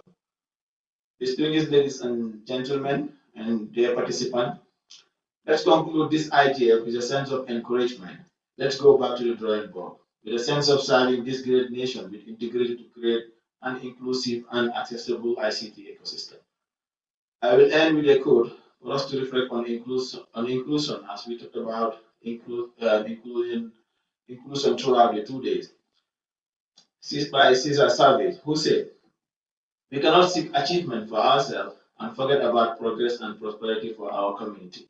Our ambitions must be broad enough to include the aspiration and need for others, for their sake and for our own." I thank you all.